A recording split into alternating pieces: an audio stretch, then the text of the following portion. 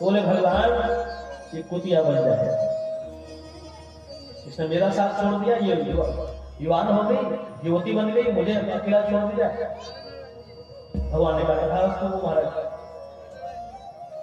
उस रूप में आई, पुत्र के पास गए भगवान, बोले अब बेटा तुम मांग लो।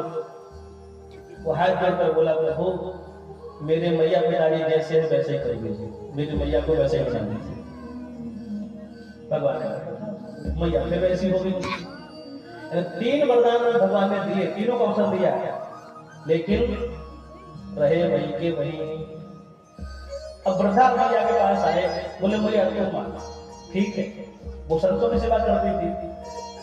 देखिए क्या मांगा उसने, उसका भी एक बेटा था, उससे विवाह हो गया था, उसके कोई संतान नहीं हुई थी बहुत समय से, वो बड़ी गरीब थी। देखिए क्या कैसे गजब से उसने मांगा। बूढ़ी हो गई थी तो आंखों से दिखता भी कम था, रोशनी भी कम हो गई थी। तो क्या कहते हैं भगवान से कि हे प्रभु आप मेरी भक्ति से प्रसन्न हैं तो ये वरदान दीजिए। क्या? बोले मैं अपनी आंखों से, एक ही वरदान में किसकी चीजें मांगती है, मैं अपनी आंखों से अपने प्रपुत्र को बेटे के बेटे को सोने के कटोरे में, सोने के पात्र में दूध पीता हुआ देखूं।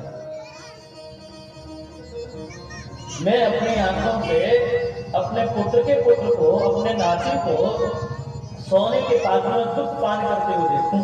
ये वरदान दे दीजिए। भगवान ने कहा था।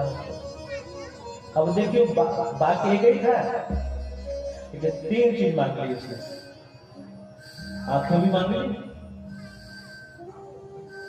बेटा को बेटा हो जाए वो भी काम बना लिया, और सोने के पात्र में दूध पीता हुआ।